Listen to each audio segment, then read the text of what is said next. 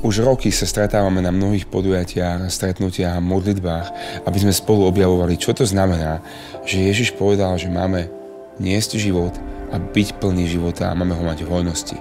A povedal to v kontexte Jánovom evanjeliu 10. kapitole, kedy veta predtým hovorí o tom, že je tu nepriateľ, ktorý prichádza, aby kradol, zabíjal a ničil, ale Ježiš prišiel, aby sme mali život.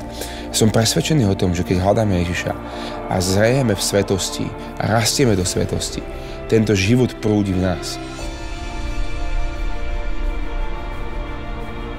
A to potom prakticky znamená, že tento duchovný život by mal ovplyvňovať všetky oblasti nášho života. Náš charakter, naše správanie, našu komunikáciu, naše vzťahy, naše rodiny a všetky možné veci, ktoré riešime každý jeden deň, naše povinnosti.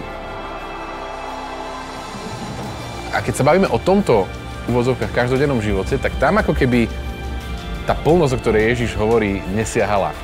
Ale zdá sa mi, že to, čo Ježiš hovorí, takže tým myslí aj práve tento život. Že tým myslí naozaj každodenný život vo všetkých oblastiach, vo všetkých našich problémoch, našich výzvach, v našej komunikácii, našich zvykoch, vo všetkom, čo robíme každodenne, aj to, čo sa nezdá vôbec duchovné.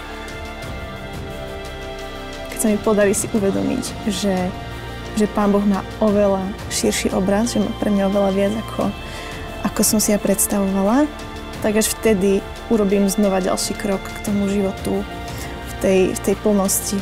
Chceme sa znova zjednotiť ako jedno telo, pretože keď Boží ľud sa zjednotí, tak veríme, že nejakým špeciálnym spôsobom prúdi život.